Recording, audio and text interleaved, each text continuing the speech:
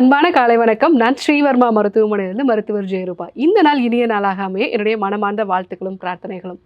ஒரு மனிதனுக்கு நோய் உண்டாகுது அப்படின்னா வாத பித்த கஃபம் இந்த மூன்றுல ஏதாவது ஒன்றோ இல்லை ரெண்டோ இல்லை மூன்றுமோ அதிகரிச்சாலோ குறைஞ்சாலோ தான் நோய் உண்டாகும் அப்படிங்கிறத நம்மளுடைய சித்தர்களும் சொல்லியிருக்காங்க. திருவள்ளுவர் நாயனாரும் சொல்லியிருப்பார். அதான் அவர் மிகினும் குறையினும் நோய் செய்யும் நூலோர் வலி முதலாய் எண்ணிய மூன்று அப்படிங்கிறத சொல்லியிருப்பாரு. வலி அழல் ஐயம் அப்படிங்கிறது வாத பித்த கஃபத்துக்கு இன்னொரு பேர்.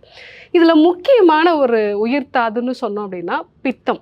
ஸோ இந்த பித்தம் அப்படிங்கிறது ஒரு மனிதன் உயிரோடு இருக்கிறான் அப்படின்னா இந்த பித்தத்தை வச்சு தான் சொல்ல முடியும். மருத்துவர்கள் நாடி பார்க்கும் பொழுது ஒரு நோயாளிக்கு பித்தம் முழுவதுமாக குறைஞ்சிருந்தது அப்படின்னா அந்த நோயாளி பிழைக்க மாட்டான் அப்படிங்கிறத சித்தர்கள் சொல்லியிருப்பாங்க. அதாவது பித்தம் அடங்கினில் பேசாதே போய்விடு அப்படின்னு சொல்லியிருப்பாங்க. அதாவது ஒருத்தரோட நாடியில் பித்த நாடியே இல்லை அப்படின்னா கண்டிப்பாக அந்த நபர் உயிர் பிழைக்க மாட்டான் அப்படிங்கிறத சொல்கிறதுக்காக தான் அந்த ஒரு வரியை சொல்லியிருப்பாங்க.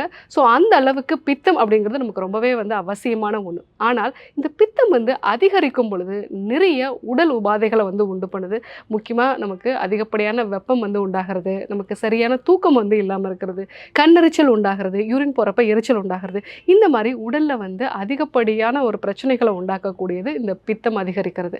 ஸோ இந்த பித்தத்தை குறைக்கக்கூடிய அசைத்தைலம், இந்த அசைத்தைலத்தை வச்சு நம்ம வாரத்தில் ஒரு 4 நாளைக்கு ஒரு முறை நம்ம எண்ணெய் தேய்ச்சி குளிக்கிறோம் அப்படின்னா நமக்கு உடலுக்கு நல்ல ஒரு குளிர்ச்சி உண்டாகும்.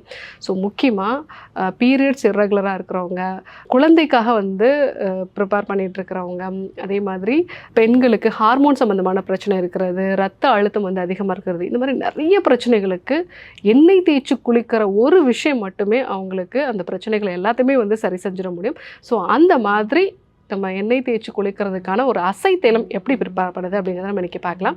ஸோ இந்த அசைத்தைலம் ப்ரிப்பேர் பண்ணுறதுக்கு நமக்கு தேவையான பொருட்கள், முதல்ல ஒரு 100 ml அளவுக்கு செக்கில் ஆட்டின நல்லெண்ணெய் எடுத்துக்கலாம். கூடவே 2 டீஸ்பூன் அளவுக்கு ஜீரகம்.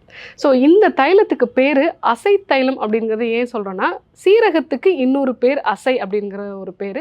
இன்னொன்று அது அசைகின்ற மனதையும் கட்டுப்படுத்தக்கூடியது. ஸோ நமக்கு நிறைய எண்ணெய் ஓட்டங்கள் இருக்குது, ரொம்ப டென்ஷனாக இருக்கும் அப்படின்னா இந்த சீரகம் சேர்ந்து இந்த தைலத்தை நம்ம தேய்ச்சி குளிக்கும்போது நல்ல ஒரு தூக்கம் வரும், அதே மாதிரி ஸ்ட்ரெஸ்ஸு குறையும். ஸோ இந்த தைலம் எப்படி சேர்ந்து நம்ம இப்போ பார்க்கலாம். ஒரு பாத்திரத்தில் நம்ம ஒரு 100 ml அளவுக்கு செக்கில் ஆட்டின நல்லெண்ணெய் எடுத்திருக்கோம். ஸோ இந்த எண்ணெய் நல்லா சூடாகணும். எண்ணெய் நல்லா சூடான பிறகு நம்ம ஒரு 2 டீஸ்பூன் அளவுக்கு ஜீரகத்தை இது கூட சேர்த்துக்கலாம். இந்த நல்லெண்ணெய் பற்றி சொல்லும் பொழுது, இந்த நல்லெண்ணெய் தேய்ச்சி குளிக்கிறதுனால நமக்கு கண்ணுக்கு நல்ல குளிர்ச்சி உண்டாகும், அதே மாதிரி நம்மளுடைய புத்திக்கு நல்ல தெளிவு உண்டாகும் அப்படிங்கிறத சித்தர்கள் சொல்லியிருப்பாங்க. அதாவது சித்தர் பாடல் என்ன சொல்லுது அப்படின்னா, புத்தி நயன குளிர்ச்சி பூரிப்பு மெத்த புழக்கம் சத்துவ கந்தி தனி இளமை மெத்த உண்டாகும் கண் நோய் செவி நோய் கபால அழல் காச நோய் புண்ணோய் போக்கும் எண்ணெய் போற்று அப்படின்னு சொல்லியிருப்பாங்க. ஸோ இந்த எண்ணெய் நல்லா நமக்கு கண்ணுக்கு எல்லாமே குளிர்ச்சி உண்டாக்கும், தலையில் இருக்கக்கூடிய அதிகப்படியான வெப்பத்தை குறைக்கும் அப்படிங்கிறத சொல்லியிருப்பாங்க. இப்போ இந்த எண்ணெய் நல்லா காஞ்சிருச்சு. ஸோ எண்ணெய் நல்லா காஞ்ச பிறகு நம்ம ஒரு 2 டீஸ்பூன் அளவுக்கு இந்த ஜீரகத்தை நம்ம சேர்த்துக்கலாம். இந்த சீரகத்தை பற்றி சொல்லும் பொழுதும் இதை போசன குடோரி அப்படின்னு சொல்லியிருப்பாங்க. முக்கியமாக இந்த சீரகம் வாத பித்த கஃபம் மூன்றையுமே சரி பண்ணும், ஆனால் முக்கியமாக பித்தத்தை சரி பண்ணும் அப்படிங்கிறத சொல்லியிருப்பாங்க. ஸோ இதனுடைய பாடல்லுமே பித்தமெனும் மந்திரியை பின்னுக்கு தள்ளியவன் சத்துருவையும் துறந்து சாதித்து மத்தனெனும் ராசனையும் மீவென்று நண்பனை பலப்படுத்தி போசன குடோரி செய்யும் போர் அப்படின்னு சொல்லியிருப்பாங்க. அதாவது பித்தத்தையும் குறைக்கும், வயிற்றில் இருக்கக்கூடிய மந்தத்தையும் குறைக்கும். இது எல்லாத்துக்கும் காரணமான வயிற்றில் இருக்கக்கூடிய இந்த ஆமத்தையும் குறைச்சி நமக்கு உடலுக்கு நன்மை கொடுக்கும் அப்படிங்கிறத சொல்லியிருப்பாங்க. ஸோ இப்போ நல்லா இந்த ஜீரகம் பொரிஞ்சு வருது. இது கூட தேவைப்பட்ட ஒரு பல் பூண்டு, நசுக்கின பூண்டு, ஒரு 4 மிளகு சேர்த்துக்கலாம். பட் அசைத்தைலம் அப்படிங்கிற ப்ரிப்பரேஷனில் வெறும் நல்லெண்ணெயும் சீரகம் மட்டும்தான் இருக்கும். ஸோ நல்ல ஒரு வாசனையோடு இருக்கும். ஸோ இதுதான் இதனுடைய பதம். ஸோ இந்த பதத்தில் நம்ம இதை வடிகட்டணுங்கிற அவசியம் இல்லை. அப்படியே நம்ம உச்சந்தலையிலேருந்து உள்ளங்கால் வரைக்கும் நம்ம தேய்ச்சிக்கணும். இந்த எண்ணெய் நல்லா சூடாக இருக்கும். நீங்கள் ப்ரிப்பேர் பண்ணிவிட்டு ஒரு 1/2 மணி நேரம் கழித்து எண்ணெய் தேய்ச்சி குளிக்கிறது நல்லது. ஸோ அதனால் காலையில் 6 மணிக்கு குளிக்கணும் அப்படின்னா ஒரு 5 மணிக்கெலாம் நீங்கள் ப்ரிப்பேர் பண்ணி வச்சுறது நல்லது. ஏன்னா இப்போ இது நல்லா சூடாக இருக்குது. ஸோ எண்ணெய் தேய்ச்சி குளிக்கிறதோட விதியே என்ன அப்படின்னா, வெறும் தலையில் மட்டும் எண்ணெய் தேய்ச்சி குளிக்கக்கூடாது. உச்சந்தலையிலேருந்து உள்ளங்கால் வரைக்கும் தேய்ச்சிட்டு, அதுவும் காலை நேரத்தில் ஒரு 6 மணிக்கெல்லாம் வந்து நம்ம எண்ணெய் தேய்ச்சணும்.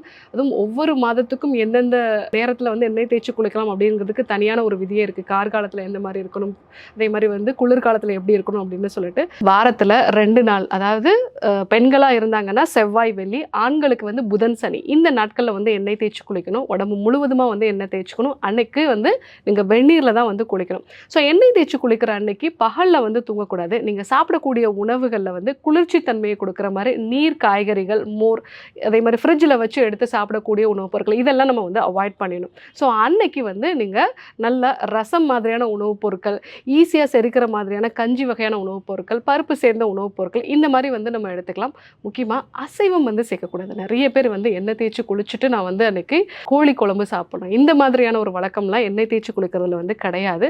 ஸோ உடலுக்கு நன்மை பயக்கக்கூடிய எண்ணெய் குளியல் அப்படின்னா நீங்கள் அசைவம் வந்து சேர்க்கக்கூடாது.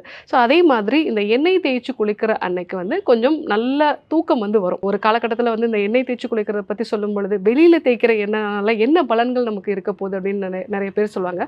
பட் ஆனால் இப்போ ஆராய்ச்சி முறைகள்லாம் என்ன சொல்லுது அப்படின்னா, எண்ணெய் தேய்ச்சி குளிக்கிறதுனால நம்ம உடம்புல ஹார்மோன்ஸ் எல்லாமே வந்து கரெக்டான ஒரு நிலையில் வந்து சுரக்க ஆரம்பிக்குது.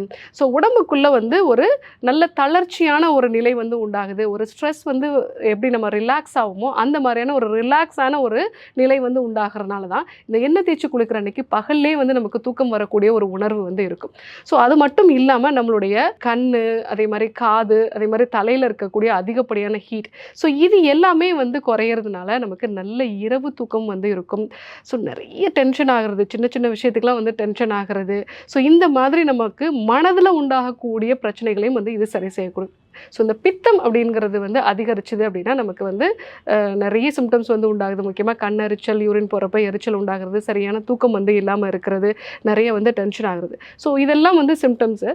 எதனால் பித்தம் அதிகரிக்குது அப்படின்னா நம்ம உணவில் அதிகம் உடம்புக்கு வந்து சூடு கொடுக்கக்கூடிய உணவுப் பொருட்கள் வந்து நம்ம எடுத்துக்கிறது, மசாலா சார்ந்த உணவுப் பொருட்களை வந்து எடுத்துக்கிறது, ரெண்டாவது எந்த விதமான உடல் உழைப்புமே வந்து இல்லாமல் இருக்குது, இல்லை அதிகமாக வெயிலில் வந்து நம்ம வந்து போகிறது, ஸோ நிறைய டென்ஷன் ஆகக்கூடிய ஒரு நிலை, நைட்டில் வந்து சரியான தூக்கம் இல்லாமல் இருக்கிறது, இது எல்லாம் தான் நமக்கு பித்தம் அதிகரிக்கிறதுக்கான ஒரு முக்கியமான காரணங்கள். ஸோ இந்த மாதிரி நிலைகளில் கண்டிப்பாக உங்களுக்கு ஹார்மோன் சம்பந்தமான பிரச்சனைகள் வர்றதுக்கான வாய்ப்பு இருக்குது. பித்தப்பையில் வந்து கற்கள் உண்டாகிறது, கல்லீரல் சம்பந்தமான பிரச்சனைகள் உண்டாகிறது, ரத்த அழுத்தம் அதிகரிக்கிறது, இதெல்லாமே வந்து கூடவே சேர்ந்து வரக்கூடிய நோய் நிலைகள்.